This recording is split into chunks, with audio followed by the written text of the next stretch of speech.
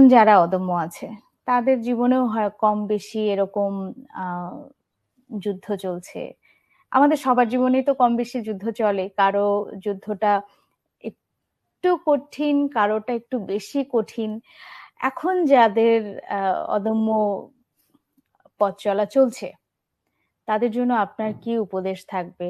যে জীবনের কঠিনতম সময়গুলোতে তারা কিভাবে নিজেদেরকে ধরে রাখবে? কিভাবে সামনের দিকে এগিয়ে নিয়ে যাওয়ার জন্য প্রস্তুত করবে নিজেদেরকে?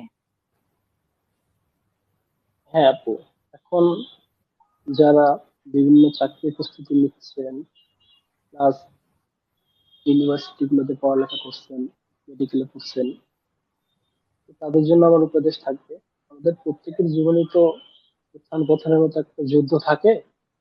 তো আসলে এই যুদ্ধে আমাদের পিছু পা হওয়া যাবে না। ধৈর্য, সাহস, মনোবল, আত্মবিশ্বাস নিয়ে যুদ্ধে টিকে থাকতে হবে। তবে সৃষ্টিকর্তার কৃপায় আমরা যুদ্ধে জয় লাভ করবো। ঠিক তেমনি আমাদের জীবনটাও এমনই। আমরা এই জীবনে যেন সামনের লক্ষ্য নির্ধারণ করে তার জন্য কঠোর পরিশ্রম করি, ধৈর্য রাখি, মনোবল রাখি, আত্মবিশ্বাস রাখি, সৃষ্টিকর্তার উপর ভরসা রাখি। তাহলে আমরা সামনের দিনগুলোতে সফলতা অর্জন করবো।